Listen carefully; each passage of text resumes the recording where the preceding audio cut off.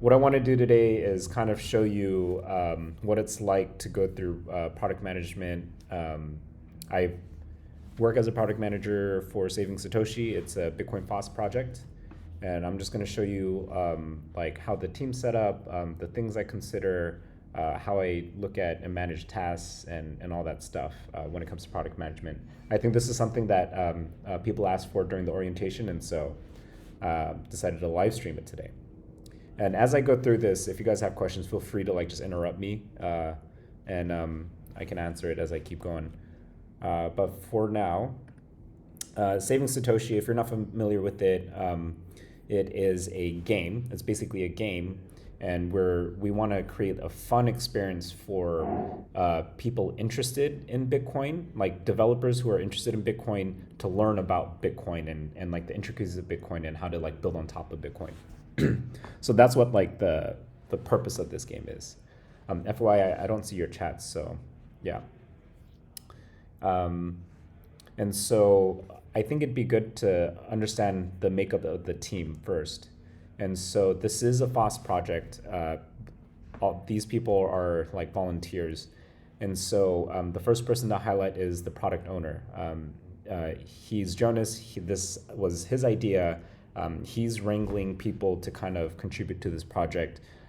He kind of makes like the final calls, especially on like big decisions. He also kind of pays for stuff for like if we're using hosting costs or anything.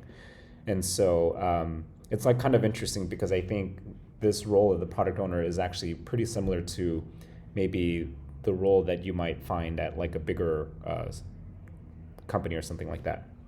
Then there's me, I'm the product manager. I help like define things, define the scope, reject things to keep things in scope. I manage tasks and just make sure that we're hitting our deadlines. Then there's design, and that's Christoph. And so Christoph is like super talented, super like he's the expert, and I treat him as such. And so when he's developing designs for our website and for the game, he's making a lot of decisions. Like what I'm getting to him is basically like the story and then lesson content, and then what he does is he takes all that and then he designs it inside of Figma. And so yeah, so that's design, and he kind of has like the final say on stuff when it comes to like how things look, how things are structured. Then there's lesson content, and so what you'll see in Saving Satoshi is that there's like a story narrative, and then the story narrative blends into lesson content, and then and so that's Satsy. She's a contributor. She's the one thinking of like, okay, what kind of lessons should new developers know as they're like building on Bitcoin? And so that's kind of like her role. And then we're trying to integrate like the story with these lessons together. And then there's the story, and we have a contributor named 16-bit. He's great. He is kind of like the person who's the main driving force behind the story for this. And then we have the engineers. So Kevin is kind of like our lead engineer. He's like the most experienced, and so his job actually ends up doing a lot of research, R&D about like what tools should we use for our platform, how should we do things. If some of our other engineers tend to like run into issues, he kind of steps in. I have to ping him sometimes and say, hey, look, like, can you take a look at this issue? And he also does a lot of dev work, like the more complicated, harder stuff. And so right now for this cycle, he's working on like account management in the back end, setting up a back end so that we can save like user progress states for our game. Then we have other developers. We have Ben, Vinayak, Shashwat. All of them are like, pretty good developers, volunteers contributing to the project.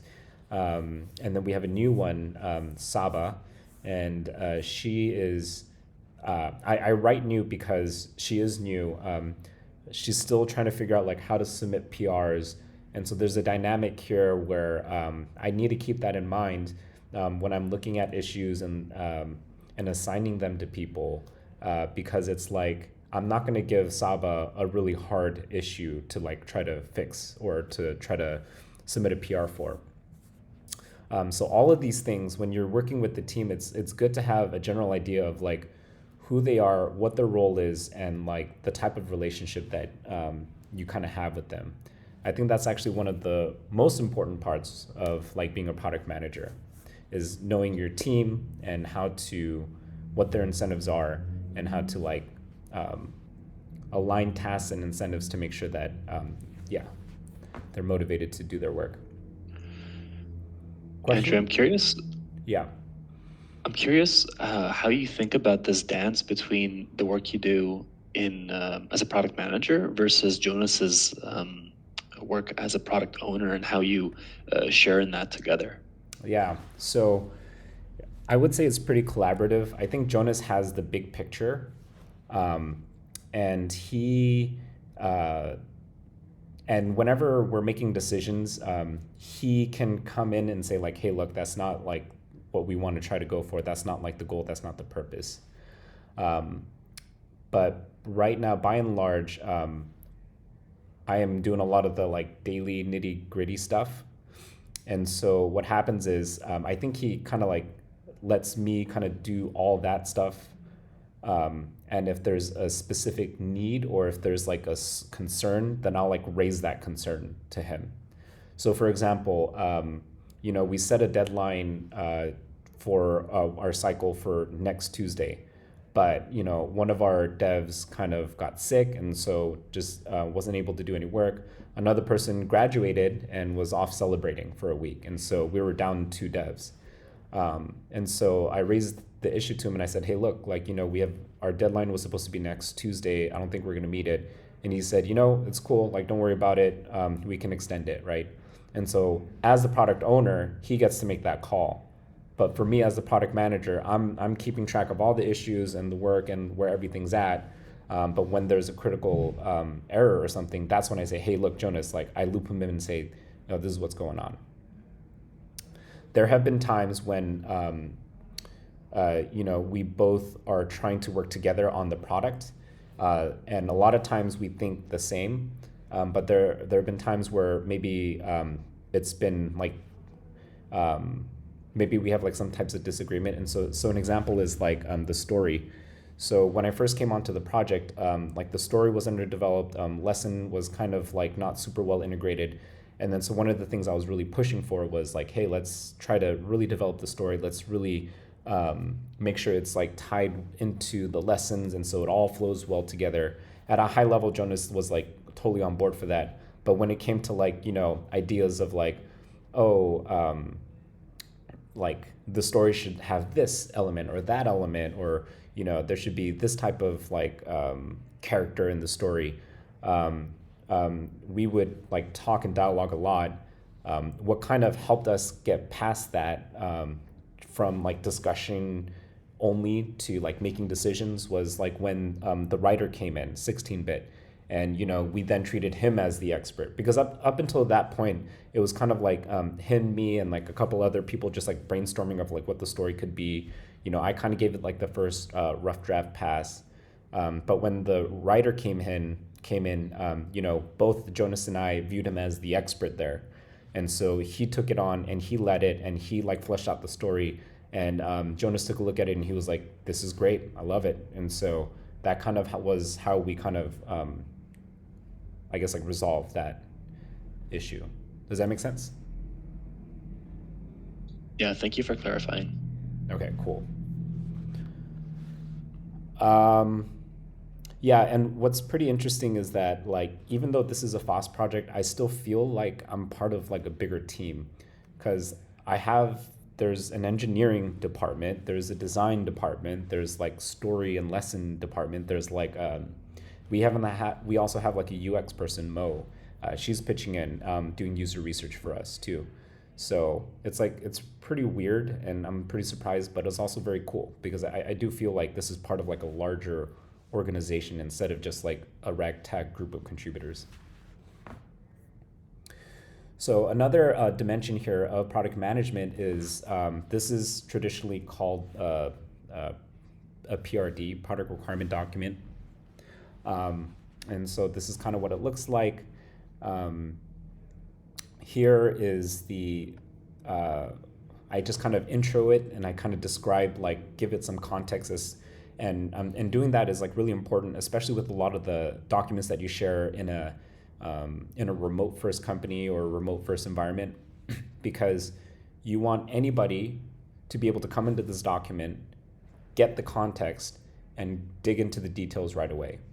And so setting the scene is like really helpful when writing PRDs and stuff. And so that's what I did with this first paragraph. I also kind of outlined from a high level, like the different initiatives that we want to do. So for the demo, we had like client side user progress. It was saved through cookies and stuff in the browser. Now for V1, we want to implement a backend for user accounts and to track story progress. So it's kind of like a big one. Then we wanted to kind of explore if we can integrate Replit into challenges. And so that actually ended up not working out because like I think the tooling wasn't there. We might be talking to the team to see if they can like open some stuff up for us. But so the resolution for number 2 was we're doing client-side stuff inside the website to do some of these challenges. And then I kind of like outlined some like nice to haves here. And so these are kind of like non-critical stuff. If we have time, maybe we include it. If we don't, then it's fine.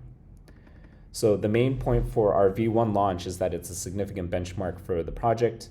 We're going to actually be marketing it, and I think that's going to be nice because a lot of our contributors are doing this because they love the project and like they're really excited about it, but they haven't been able to share it. And so I think marketing it is going to be a really great feeling, for like the whole team. Some of the higher level tasks here, tighten up chapter 1. We did chapter 1. We're working on chapter 2. And what you see here are the 3 different lessons. So these are like the big components inside of chapter 2 that we're trying to execute on. And each of these are essentially features. And so because of that, what I did was I kind of created a short like PRD with like user journeys. And so here, again, I set the context for challenge 1, lesson 1, deep into the mind, where they learn about hashing for the first time. And then I wrote like these user stories. And then so the engineer came in here, looked at the features, and kind of like made some notes about like what would be required. I'm sorry, like this is the lesson 1. And then this is where like the person who wrote the lesson wrote notes about like what might be needed to make this feature actionable. Let's see if we challenge 2. Yeah. And so that kind of just helps scope out like within this larger body of V1 that we're trying to do of chapter 2, there's specific features. So it's helpful to like document that out and share that with the engineers so that they can scope it out as well. How we ended up distributing this is we had one engineer take each challenge. So there's one engineer taking challenge 1, challenge 2, challenge 3, and they're responsible for working on that. Somebody have a question? No? Okay. Now there's the back end, and then we also wanted to add translations and internationalization, a marketing strategy, and then basic SEO. Now here's, so here like the requirements part of the PRD is that I wanted to define that Figma is our single source of truth. And I think that's really important because in iterative like development, like it's really hard to figure out like where the feedback's coming from, where the changes are being made. And so what we do is we treat Figma as like the single source of truth. And so as we get feedback, we have to actually update Figma as well. And then once Figma gets updated, then we can move on to creating issues, and engineers can like end up resolving the problem. And so this is what the Figma looks like. This is the chapter 2. And here are all the screens. And so Christoph has done a great job just mapping out from a design perspective, like all the different challenges and what an engineer would need to do to complete the challenges. And then here I kind of broke it down into each of the different like departments and like some of the responsibilities like that they would need to finish V1. This isn't like fully updated or like regularly updated, but this was stuff that they wrote down in the beginning just to kind of get like just to get brainstorming and their juices going.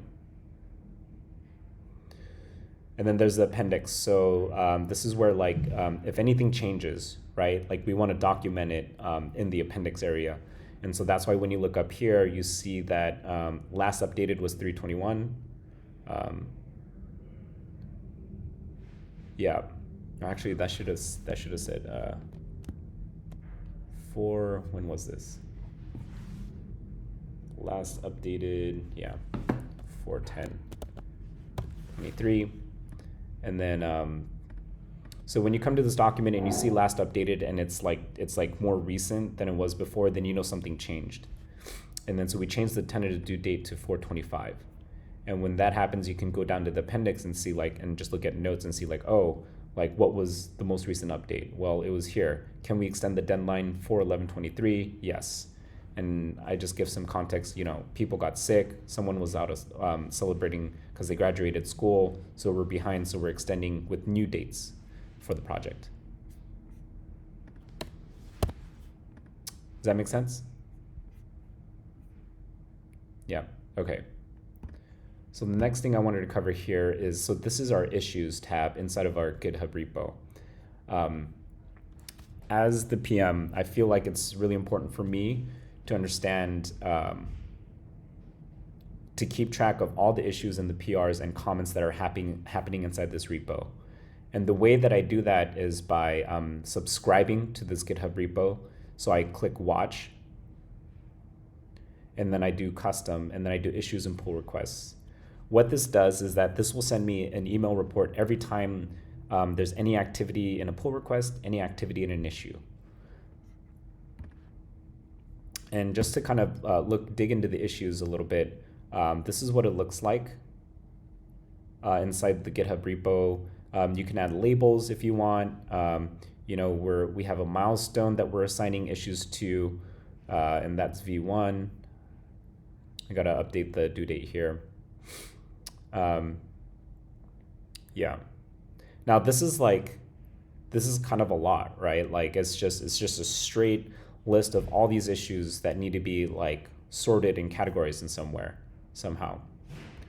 That's where the GitHub projects comes into play. And this helps, I think, just keep everything organized and know what the status of all the issues are. And so every issue here, I actually created an automation where anytime an issue gets created here in this repo, it gets added to this issue board, which is kind of nice. Here you see different statuses. There's the backlog, scope needed, to do, in progress, done. So backlog just basically means an issue has been submitted and it's sitting there waiting to be triaged. Then scope needed means if there's an issue is blocked by copy or design requirements or maybe an engineering requirements, like it's not fully scoped out. And so we'll move it into this state. To do lets engineers know that this issue is ready to be taken. And so we have quite a few of them here that just are waiting to be taken. And then once somebody submits a PR, that's when this issue gets moved to in progress. Or if somebody claims like, hey, I'm going to take this issue, and they let me know, or they comment it inside this issue, that's when it gets moved into in progress. And once the PR is merged, it gets moved to done. I'm sorry, how did you get into the board view of the issues? Yeah, good question. So this is like the GitHub repo, right? Yep. And then if you click on projects right here, okay, you have issues, and we have a private one, lesson content. No one's using this. Gotcha. But okay. If you click on issues, yeah. That's beautiful. I didn't know that GitHub had like a built-in Kanban board type thing. Yeah, it's beautiful. Super helpful. There's a YouTube video I can send you after. Um, yeah, and it teaches you how to use this and how to set it up and all that stuff. That's killer. Our students use Trello as Trello. the board tracker, but having this right built into GitHub, I'm always trying to like, get things flowing back to GitHub, and it's like a big pain point for people just starting out. So I think if the board was directly in GitHub, that might be helpful. This Yeah, is really super cool. helpful. I think this is good enough to cover like a whole bunch of use cases and projects. Some limitations though that I found is that like let's say for a specific cycle you're trying to do multiple features and you're trying to track the progress of multiple features independently. This makes it hard for that. This allows you to treat one cycle and one giant project all at once, and you can look at the status of it by going into milestones. And so you can see like the progress here, but that it just treats everything as one giant bucket, right? I guess you can Gotcha. create. I guess you can create multiple milestones and assign issues to that, and then you can track it that way too. But another one I think is like user stories. Well, I guess maybe you can do the same system there. I don't know. Yeah, I mean it's pretty powerful, like this kind of stuff. Yeah. Quick question about the Kanban and the issues. And previously in the PRD document, you mentioned certain specs and minimum requirements for things. Are these two connected? And or is the issue the main bucket and then the engineer could refer back to the PRD document? Like what's the connection between the two? That's a really good question. So I think different companies handle that differently. Some companies or projects want the specific requirements in an issue and in as a task, and they want these tasks to like plug in or tie into this giant, bigger issue, and they track it that way, which you can't necessarily do with GitHub. For me, this PRD, it lets everyone know on the beginning of this cycle planning that this is what we want to achieve. And then I share this with everybody in the team, and I give them like a few days to provide feedback and look at it and like ask questions. And so once they do that, they have a pretty clear understanding of like this is what's required. Then we go into Figma here, and then Christoph's job is to design everything and make sure that it's all ironed out. The next step is we will individually take action items here and turn them into issues. So account progress system, like you'll see this issue in the progress board. Let's see, account, yeah. Implement new account system. So that's review one. I think he just submitted a PR today, so we can move that to the in progress state. Scripting challenge. These lessons, these challenge requirements, chapter 2 challenge 1 requirement, you'll see that in here as well. Chapter 2 lesson 3, chapter 2 lesson 1. You'll see that here. So there's an element where you got to manually take the requirements, turn them into issues into this GitHub board.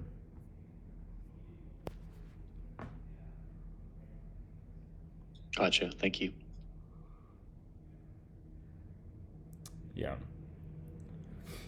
And the last thing I think that might be helpful to say is that it's been kind of crazy to me like how much we can do as a team asynchronously. We just have to be really good about communicating with each other, documenting things well, and explaining context really well. And we only really meet once a week for an hour, which is kind of crazy to me that we have people from London, India, Germany, US, from all different time zones working on this together, and still we're hitting deadlines and we're still getting a lot of work done. And then one more thing is that as a product manager, I don't actually view myself as the boss of this team. I think my approach is more I treat people like experts and get their advice. I make decisions when decisions need to be made. A lot of times in crunch time, like even like small, tiny design stuff. Like somebody will be working on a PR and then they realize, hey, wait, like we're missing something here. And let's say like the due date is in 4 days. And then because Christoph is like another time zone, like I'll just if it's like a really small issue, I'll just be like, hey, like let's try this. So those are times when I'll kind of step in and just like unblock people. But for the most part, I try to assign issues and tasks to people that make sense and due to their difficulty level. So like an example here is like background for the need help button, right? So I marked it as it's a good first issue. And then here I commented to Saba, who's the new engineering dev, hey, this could be really a low, easy win for you, And she said yes. And then Ben follows up as someone who's more experienced and gives her like context to do it. So that's an example of just like knowing like your team members, what they are, where they are, I guess, and what their skill sets are, and help putting them in positions to like succeed and do well. Are you using this GitHub as like your main back and forth? Like, for instance, I've used like Slack before. Like, are you using this as the platform to kind of communicate these issues and they're all in the open, or is there some other channel you're using? Yeah, we have Slack. And so we have a Slack channel in the Bitcoin design community, the channel Saving Satoshi. And this is kind of like where we communicate. And so let's say a PR is missing or an issue has been in the to-do for a while and nobody's like taking it. I'll make a note here for everyone to see and then raise it for people to like kind of take. So we use Slack. Cool. Thanks. Yeah. And we also use Jitsi for our group calls, our weekly calls. And we have Notion. We're using Notion right now as the place where we keep all our documents. Let's see. Are you the only PM on that project? Yes. I mean, there's Jonas, who's the product owner, but I'm the only PM. Okay. Is the PM generally? Oh, your audio cut out. Do you want to say that again? Is the PM generally responsible for the documentation or the README document? It depends. I think they wrote this before I joined. But yeah, like Do you update it now, or who generally updates it? Our project is kind of like whoever feels like updating it can update it. Like, okay, so for example, there's also like a translation README as well. And I actually updated this one, even though it's actually more technical. But what I did was I reached out to a couple engineers. We just implemented a new translation system, and I felt like, we need to update this. So yeah, I did update this one specifically. And when you submit a PR, engineers can give you feedback of like, hey, say this, don't do that. You can have the conversation of like, does this language make sense or not inside the PR itself? Okay, cool. I think generally speaking, PMs are the ones to write a lot of the documents that gets shared across the team.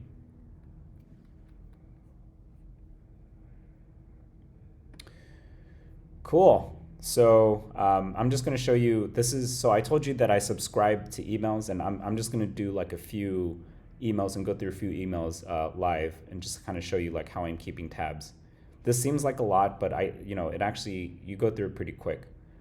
So the first one, I work from the bottom up. Actually, Christoph made some notes on the marketing plan that I kind of proposed to the group. So let's just see what he says. Did you mean Noster? We can do Noster too.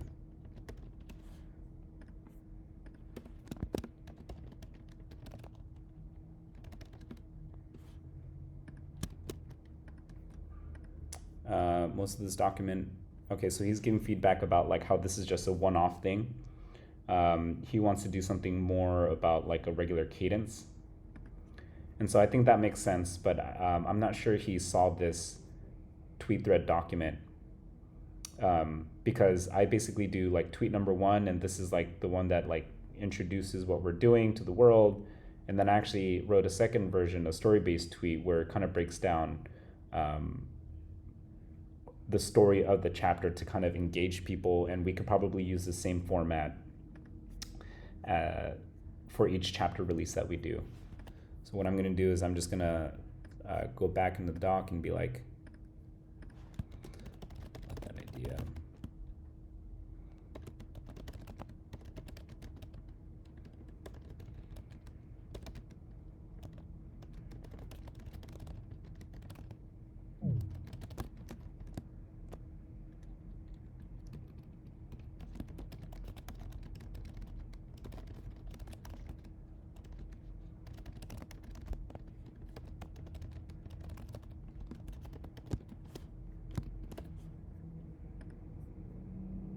Yeah, and then so he's, and then Christoph, he works with the Bitcoin design community, so he's going to include it in the new Bitcoin design newsletter. So I'm just going to resolve this. Yeah. And, you know, like I do have a background in marketing. I did marketing for River Financial for about a year. And I've launched hackathons, conferences, like things like that as well. So I am capable of this. Would I say it's like my, you know, best use of my time? Probably not, because it's not the most, like there are people who are better at it, I think, than me. But I think because as a product manager, one of the things is that you fill in the gaps of the team. And so our team right now doesn't have any marketing people. And so because I had the background in marketing, I decided to take this on so that when we hit our deadline, maybe hopefully next Tuesday or 2 Tuesdays from there, we're ready to go. And so this is an example where it's like, it's helpful to be a generalist, I think, as a product manager, so you can kind of plug in the holes. Something else I could have done is found a marketer to kind of come up with a marketing plan. Maybe use ChatGPT, I don't know. But yeah. Okay, so that's that. So here's one. Closes 371. Okay, looks like this might have been, oh, he closed it. Okay, so we can probably just ignore that one. All right, so this is related to one of the challenges. Left some feedback, so let's see what happens in conversations.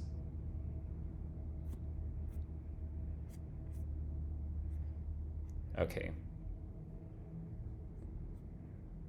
So he made some commits, and thankfully they're pretty descriptive, so I know like what he's updating in these commits to his pull request.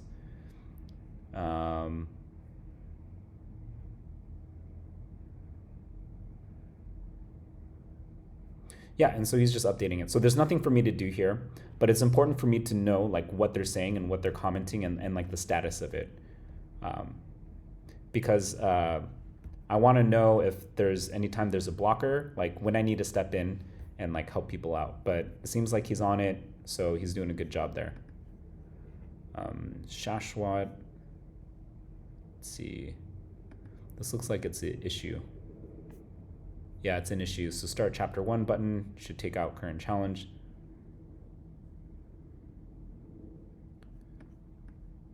So what he's doing is there was some type of discussion elsewhere.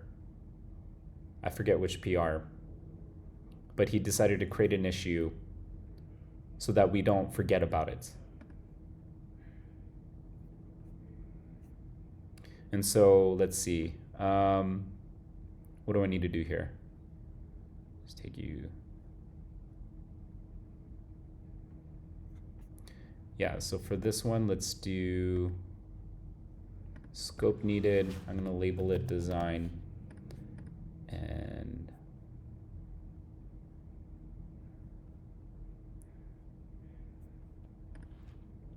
assign Christoph.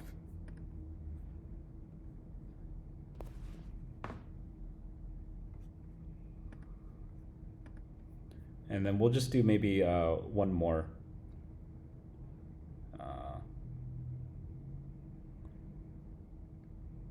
Let's check this one out.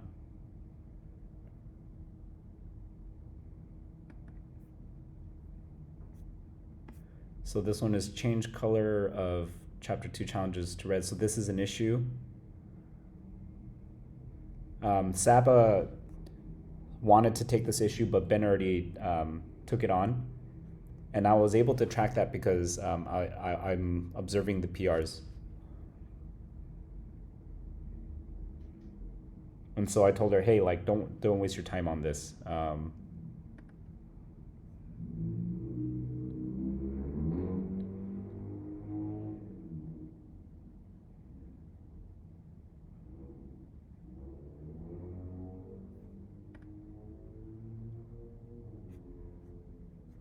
Yeah.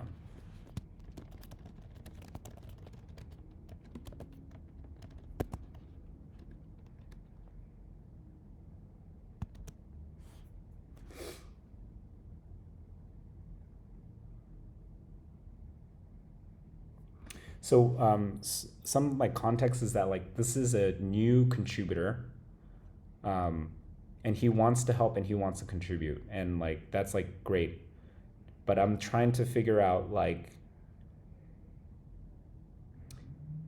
a lot of these things have already been decided, and now he's bringing up questions, and so in my head I've got to think like, how can I raise this or address this in this issue without maybe like blocking things or like creating more work for Christoph, who's already really busy, if it's not important. So one thing I could do here is just be like, hey, look, thanks for the advice. Like, let's just stick with what we have in Figma to, yeah, and then that basically lets the guy know like, yeah, thanks for your comments. We'll consider it.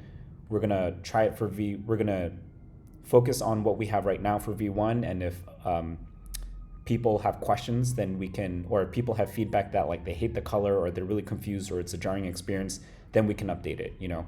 So that's one way I could approach this. But I think because, you know, we pushed the deadline back, you know, a week, I feel comfortable enough to ping Christoph on this and just to ask him what his insight is to this person's question.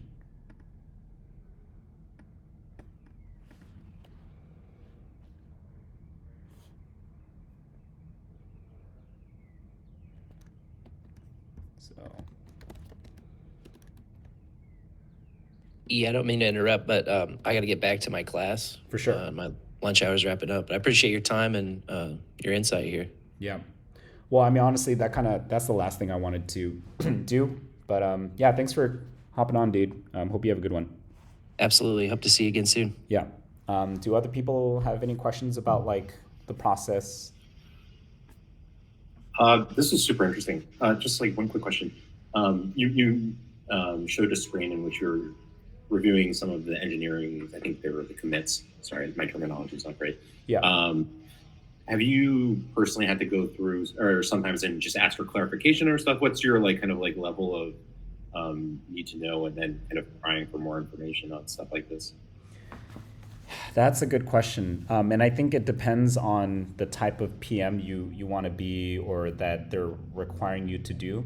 So for me, when I look at a design pull request, I will, Jonas has encouraged me to look at the specific dimensions in the code to make sure that they align with the dimensions in Figma. And so if you go into here, like everything is actually very well designed and documented. And so like, for example, the font, right? And the size and like the color, all that is written out here. Like the color, like even like the color of the design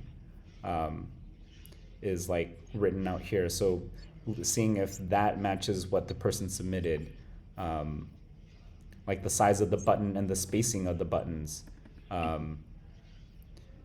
like making sure that that matches what's in GitHub. So on that level, I do kind of look at the code. but I don't understand everything, all the code that's being submitted. That's when, like you said, I do ask for clarification, and that's when I rely on the expertise of the engineers to tell me whether or not something will work or not work or is being blocked and what needs and what the solution could be. Helpful things. Yeah, the thing that have gone back and forth just at various times is like, how much do I like need to trust or do I need to know in a given situation, and how much should I be like really hands-on about? Yeah, I think it really depends on the culture Yeah, and exactly. the type of team It's like members. your Yeah, relationships, sure. Yeah. exactly.